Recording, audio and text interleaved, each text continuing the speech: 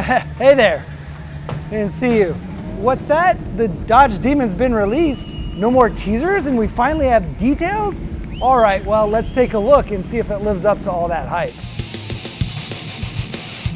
Hey guys, Ken here with 4 Wheel Online and welcome to your news refresh. If you aren't subscribed, why not? You're watching the video, hit the subscribe button. We put out a new video at least every Friday.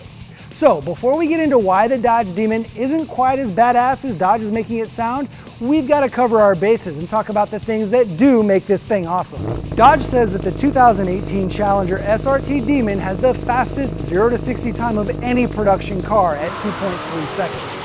The V8 Hemi produces 840 horsepower and 770 pound-feet of torque and moves the car down the quarter mile in 9.65 seconds at 140 miles per hour. That's so fast that the NHRA has banned the Demon from racing.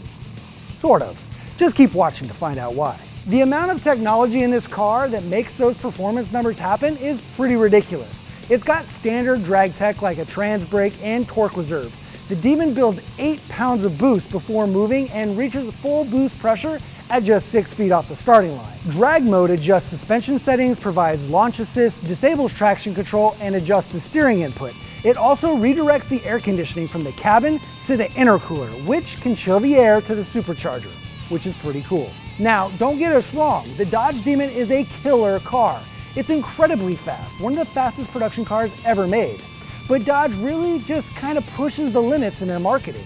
Yes, it does make 840 horsepower and 770 pound-feet of torque. Yes, it did the quarter mile in 9.65 seconds at 140 miles per hour. And yes, it did get banned by the NHRA from racing in their events.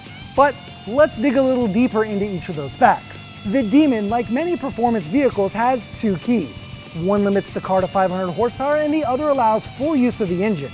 However, if you're using premium gas from a regular gas station, you won't be making anywhere near 840 horsepower. You're going to be closer to 808 horsepower and 717 pound-feet of torque.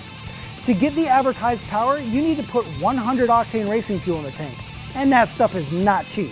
The fact that Dodge is proud of the NHRA ban is not only misleading, but potentially dangerous. The reason it's banned is that sub-10-second cars require roll cages and more rigorous safety harnesses than Dodge provides. So yeah, it's banned. Not for a cool reason like it's just too damn fast, but because it isn't safe enough.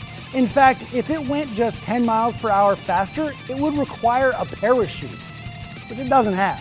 The biggest question for us is about the quarter mile time. Now, if you're not a drag racer, you may have never heard of the term density altitude before. It's basically a measure of how dense the air is based on a number of weather-related factors and is measured in feet above sea level. Now, it plays a huge role in how fast the car goes on the drag strip by as much as a few seconds. Since we have the time slip from the run, we use the calculator to figure out the density altitude for that run.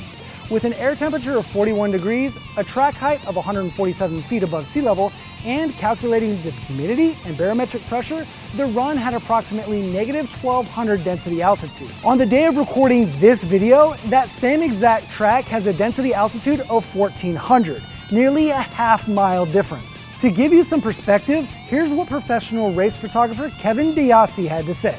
That density altitude is what drag racers dream of. Anything that far below sea level means you're gonna get a new personal best lap time.